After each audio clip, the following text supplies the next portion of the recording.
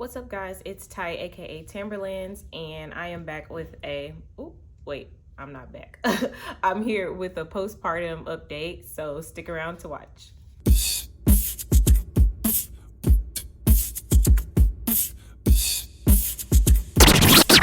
I was about to say I'm back with another pregnancy update, but clearly I'm not pregnant anymore.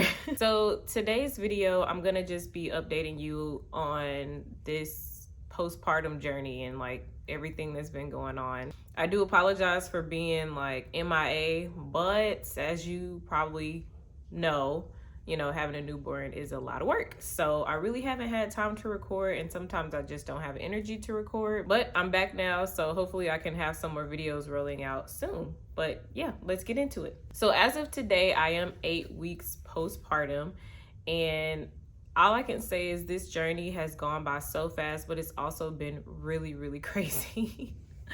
It's been like lots and lots of highs and lows. And if you're a new mom or even a new parent, you know that having a newborn is a lot of work. So the first thing I want to talk about is just like that initial those initial days in the first week or two after you have the baby, and like baby blues and postpartum depression and all that kind of stuff. So I want to say within the first week, the baby blues hit me really hard. And it was just like, it was a lot of different factors. I mean, obviously first the hormone change is pretty dramatic. So, you're going through these physical, that you've gone through this huge physical change, and now your hormones have like completely adjusted after having the baby, and it's just a lot on the body and it's a lot on your brain. So I'm going to keep this part short because I'm going to do another video on this in particular. But initially after the birth, we were trying to get breastfeeding established and it just didn't happen. And so I dealt with a lot of struggles not being able to breastfeed her for those first few weeks. And I think it kind of contributed a lot to the baby blues. It was just not, it just wasn't great. So that was kind of part of it. And then of course not sleeping, with the newborn, you're not going to sleep very much, probably like 1 to 2 hours between feedings and all that kind of stuff. My partner was in the military, so he wasn't here, and it was just like a lot, y'all. Like, it's a lot going on. And for anybody, like, having a baby is a lot. So that really contributed to the initial baby blues. I do have postpartum depression, and it's it kind of sends you on this roller coaster. Some days you have good days, bad days. I mean, sometimes it's a moment, like some moments are great and some moments are just not great. And I don't feel like we talk about it enough. Again, I'm not going to go too much into this because I want to do a separate video addressing that, but I just kind of want to give you tidbits of the stuff that's going on. Baby blues, postpartum depression is no joke, but the main thing is just to remember to take help when you can get it. Like, if you have help, definitely take those moments and take some time for yourself, kind of, refresh, restart, all that kind of stuff. And then sleep. Sleep as much as you can. People keep telling me, people kept telling me like, oh, sleep when she sleeps. And I was just like, nah, I'm gonna try to get stuff done. Don't try to get stuff done. The laundry will be there, all the things. So just make sure that you sleep. That's the most important thing. The next thing that I'm going to briefly touch on, again, because I'm going to do a video on this, is exclusively pumping. So that's how I've been feeding her. Every now and then we'll have like a little breastfeeding session, but exclusively pumping has been the most efficient for me, especially being back to work now. It just works better for her to be bottle fed. That way, her grandpa and then before her nana was able to feed her when I was working or just needed a break or just kind of busy. So that's kind of how we've been doing that. I haven't done any formula or anything, so it's just been like exclusive breast milk now for the 8 weeks. The next thing I wanted to talk about was the placenta encapsulation. So I used a lady who's out here in Houston, and she is fantastic. She's so sweet. I'll start with the process of the placenta encapsulation. So usually the way it goes is she has a courier go to the hospital or the birth center and pick up the placenta, and then they'll take it to her, and then she'll start processing it immediately. Well, we were kind of frazzled and someone put the placenta in my bag, so I ended up taking it home, but no worries, the couriers were able to come here and pick the placenta up. So once she was able to get the placenta, she started processing it immediately, and she just does a fantastic job. So I had no worries. I was just like, you know, I know that it's in good hands. And then she delivers it herself. Or she delivers the capsules herself. So I got capsules and I got a tincture, and I think I got like 90 something. My placenta yielded like 90 something capsules, and I got a nice size like tincture bottle. And I just want to say, like, if you're interested in placenta encapsulation, I definitely highly suggest it. And the reason being is because it's kind of like it's kind of like an energy pill for you. Some people say that they get anxious after they take it. And it sometimes just depends on like whatever the process was that, you know, because some people have raw placenta pills and some people have like the dehydrated ones. It just kind of depends. It also just depends on the person. But it does kind of give you that boost of energy. And it's actually really, really nice, especially during this early postpartum period, when you are just dead tired and you just don't feel great, and maybe your hormones have just taken a dive that day or whatever the case is.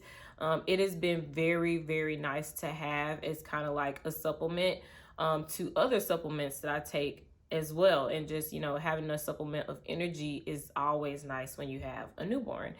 And it's just, yeah, it's been really, really great. So if you have someone in your area who does placenta encapsulation and you've been just wondering about it, I would definitely highly recommend it. It's like an easy transition from those hormones that you had when you were pregnant. And like I said, it's a great energy boost. And I'm pretty sure it helps with like milk supply and other stuff like that. So definitely worth the money, and it was definitely worth the investment, and I definitely suggest it if you're interested. My last appointment with my midwife was at 6 weeks, so this was 2 weeks ago, and I'm so sad. But me and her have a really good relationship, so I'm sure I'll be seeing her again. But at my 6-week appointment, I was cleared for exercise, which I was super excited about because, as many of you know, I'm a personal trainer and I love to exercise. So that was the appointment I was waiting on, because I was like, I am ready to get out here and get my body moving. I started working out that same week, like toward the end of the 6 weeks, and boy, was I out of shape. Am I out of shape? I can't even say was, because I'm still out of shape. But you definitely want to start light with like cardio before you get into like heavy weightlifting. For me, I kind of bounced back a little quicker just because I was super in shape before I got pregnant, and it kind of helps with that transition. But that's been nice too. So I haven't worked out this week yet, but I tried to get at least 3 to 4 days in, and then as I get more settled into a schedule with the baby, then I'll probably try to get at least 4 to 5 days in. But I just try not to stress if I don't get to work out, because, you know, obviously, you know, having a baby is a workout in itself. Also, at 6 weeks, I started back working. So my maternity leave was only 6 paid weeks. Which made me really, really sad. But, you know, I'm blessed because some people don't even get any paid leave. So that was really nice. But I have been working from home. Working from home has been nice because I still have her all day. And it's been really interesting. But, you know, it's like the most flexible. It's probably like the most flexible I can be at the moment, and I just appreciate being able to do that. So as far as the baby goes, because I know y'all probably want to hear about her, so she's 8 weeks old today, and I think she's about between like 11 and 12 pounds. So the last time we checked her a couple weeks ago, she was 10 pounds, and she has gotten significantly bigger since then. So I'm thinking she's probably 12 or 11, pushing like 12 pounds. So she's very, very healthy, which is really great. At this point, she's about doubled her birth weight. So she weighs twice as much as she did 8 weeks ago. Just a few things with her. What we noticed is after she was born that she has allergies, which is not a surprise because I have allergies. My mom has allergies. Like, we all have allergies. She has allergies and she's been congested. So, what I will say first is if you have a baby that has congestion, or you know they have like the snot that gets stuck back there, I would definitely suggest the Frida nose sucker. Okay, it sounds really gross, but none of the snot gets into your mouth. So it's like a long tube, and I'll put the link down in the description, but it's a long tube and it has like a mouthpiece, and you just stick the nose part in their nose and you just suck, and it gets a good amount of the snot out. And what's really nice about it too is that it's easy to clean, so you don't have to worry about anything being stuck inside of it. Like, I know it's kind of gross to think about, but it's pretty easy to clean. So usually what I do is I get her her nasal spray, and I think I'm pretty sure I have the nose Frida nasal spray as well. Or Frida baby, I don't know, I'll put the actual name down there, but I have the nasal spray, so I'll spray her and kind of let the stuff start to run a little bit, and then I'll suck the snot out, and she does a lot better. Okay, because at nighttime she sounds like a little pig, like just all kind of snorting and all that kind of stuff. So it's been a lot better for the past couple weeks since I've been actually started using it. And she's been a lot happier and breathing easier at night, which is really, really nice. The other issue that she's just like, I'm not really surprised at like all these sensitivities she has, because I have them. So I'm not surprised at all. But another thing that she was struggling with was like sticky eye. Basically, it's like this nasty, like goopy stuff that gets in their eyes, and once it dries, it can literally dry their eyes shut, which I know is really frustrating for the baby. So first thing you want to do is get a clean towel, and then you want to put some warm water on it, of course wring it out, and then you want to take a corner of the towel and just drag from the inside to the outside, and then you can do that a couple times to get all of the sticky stuff. And then when you go to the other eye, you need to use a different part of the towel so that you don't transfer any germs. So then you go from the inner corner to the outer part of the eye and just get all the nasty stuff off, and it relieves them for a little bit. Now, if it is like a blocked tear duct or something like that, then what you also want to do is just massage the tear duct in the inner corner of the eye toward the nose so that it drains. Just because, you know, with babies, initially they don't really produce tears, so it gets stuck, and then it just, you know, turns to that nasty, sticky stuff. So you want to massage it in toward the nose, like as many times a day as you can remember. I think I was only doing it maybe 2 or 3 times a day, mainly when I would notice some of the stuff get in her eye. But after doing that for a few weeks, she doesn't really have the problem anymore. Like her left eye, sometimes she'll get like a little bit of the mucus in there, but otherwise it's nowhere near as bad as it used to be. So that's really nice. She's happy, I'm happy, because I'm like, my baby, you know, doesn't look like the sticky eye monster. And then the last thing that I think is the big thing is the baby acne and the rashes. So when she was about, when she was about 9 days old, she had like a really bad baby acne breakout. And I was so sad because she just looked, I don't know. I just feel so bad. I was like, I don't know what to do. But I swear by this. And if you haven't tried it and your baby has baby acne or any rashes, I definitely try this. Use breast milk. So all I did was I got a clean little shot glass or like a small container, put some breast milk in it, and then get clean cotton balls, dip it wash their face first so that you kind of get all the nasty off before you do this, and then take the clean cotton ball of breast milk and just put it on all over their face and let it dry. So there's like a lot of like different things in the breast milk that can help fight like the bacteria that lives on the skin that can cause like a breakout. It's also sometimes caused by hormones. Like it really just kind of depends on the baby. Most of the time either hormones or like a bacteria or something like that. But it will fight all of that stuff, and it will literally get rid of it in a few days. Like I think she only had the breakout for a max of like 5 days, and then it was gone. And I didn't even start using it immediately. I started using it a couple days after she had it. So I definitely recommend breast milk for everything. I have an oversupply of breast milk, so sometimes I use the breast milk for milk baths just to kind of get it all over her body. And then recently she had like a rash on the back of her head that probably was irritation from one of her caps or something like that.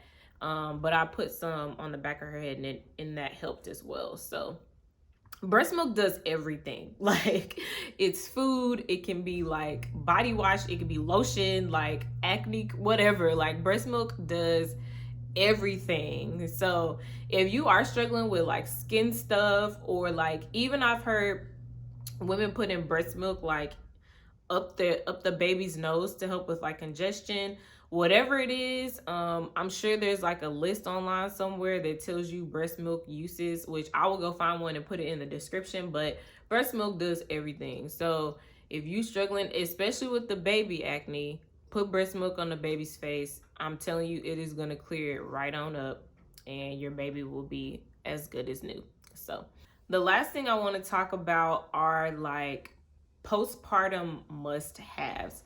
And I initially was going to do this video weeks ago, but it works out that I didn't, because there's some things that I thought I needed that I really haven't used.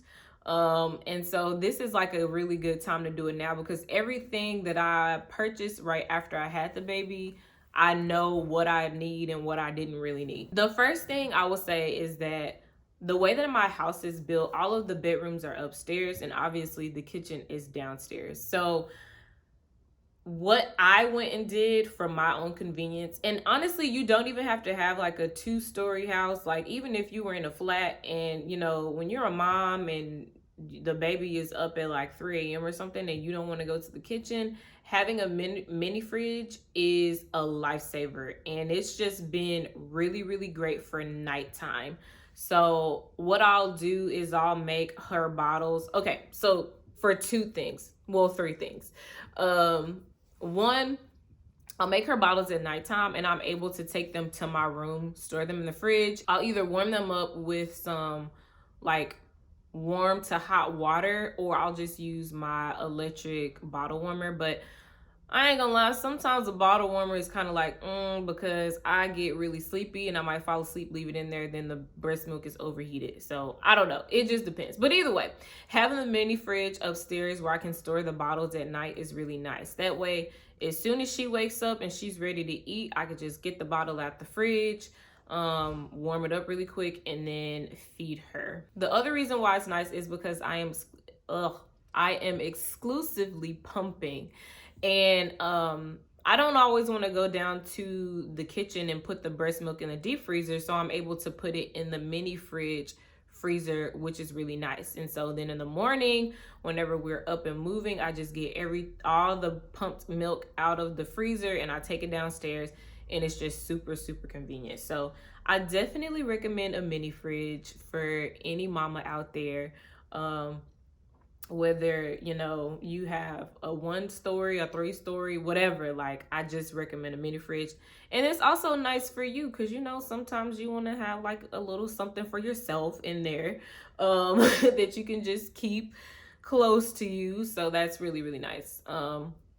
Most new mamas spend a lot of time in their bedrooms, and so having something like a mini fridge is just a really nice, convenient pleasantry to have. After you give birth, you're going to be wearing diapers, you're going to be breastfeeding, or at least trying to breastfeed, or pumping, or whatever it is you definitely want to have some of the maternity nightgowns. This makes bathroom trips really easy. Also, probably because you're not initially going to want to wear like shorts or anything that, you know, comes up between the legs.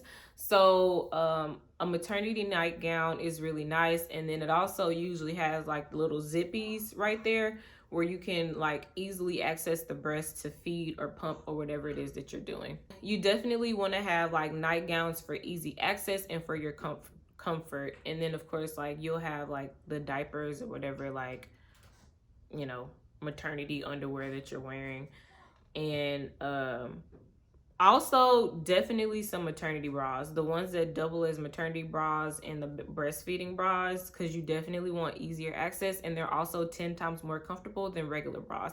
I'm still wearing my maternity bras, and I probably will be wearing them next year when I'm not breastfeeding or pumping or anything like that. So I definitely recommend that as well.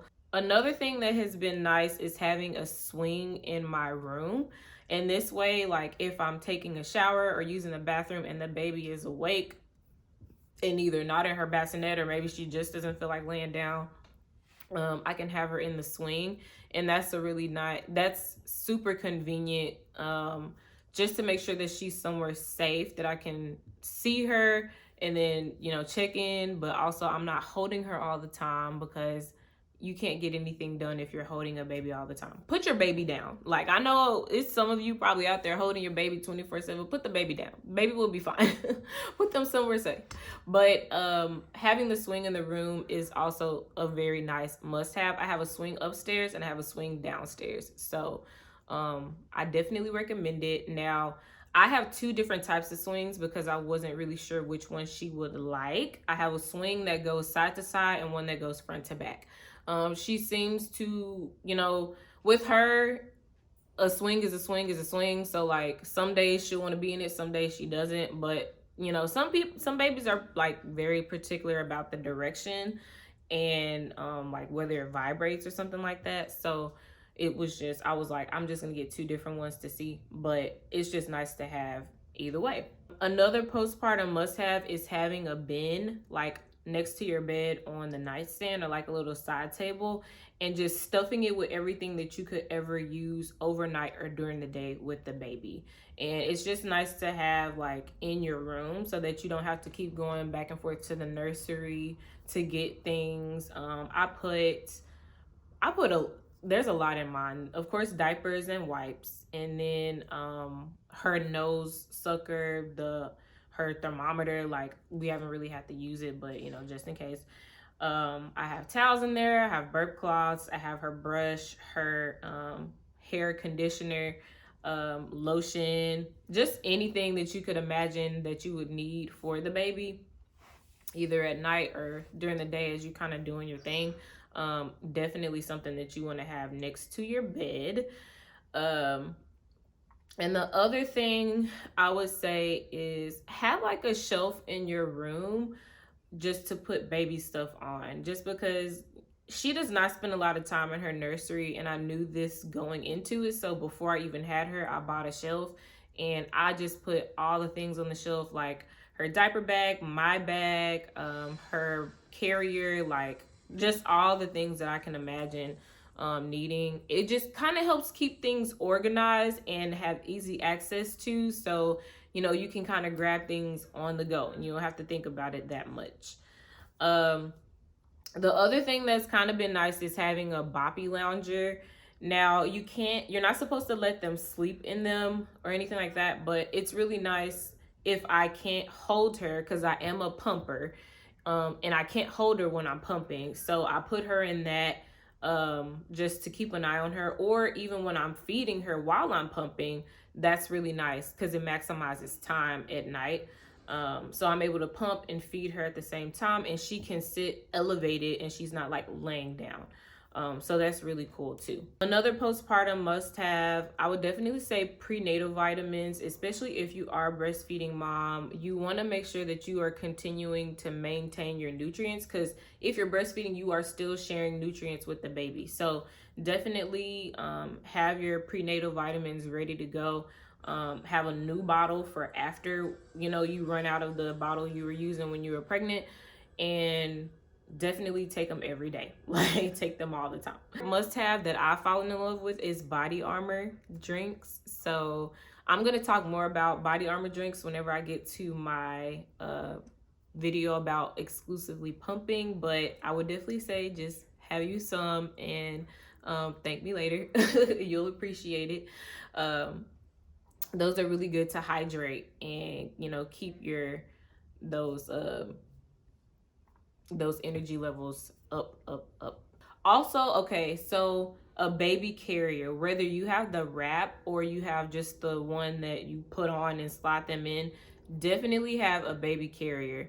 And the reason being is because you are going to be eventually doing stuff around the house, like whenever you're not on bed rest anymore, and you're gonna want to have, sometimes your baby just doesn't want to stop crying, they don't want to be put down or anything like that. So it's nice to be able to wear the baby, that way you can still get little tasks done, but you don't necessarily have to hold them in that cradle hold all the time, because one, that's really tiring on your arm, and you need to be hands free. And sometimes you just don't want to hold, you don't want to just sit there and hold the baby all day. So that one's really nice to have as well, and I definitely highly recommend it. Another thing I recommend is having a heat pack. And this is like, this can be in the early days when your uterus is still going back to size, because you will have cramping. And also it's good if you're breastfeeding and like you've ever had like a clogged duct, or your boobs are sore, or whatever the case is.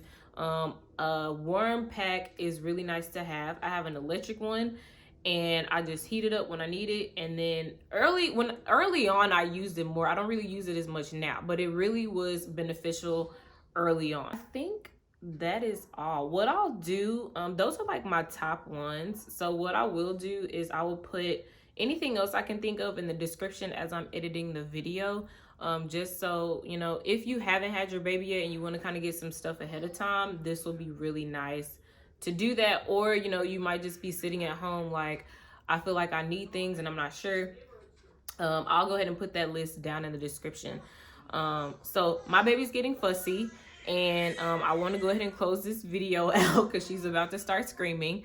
But my next videos, I'm going to be talking about my journey with breastfeeding and exclusively pumping. So if you are on that journey, or you're curious, or maybe you're thinking about formula or anything like that, be sure to stay tuned. And hopefully now that I kind of have a handle on my life, I can post videos more frequently and check in with you guys.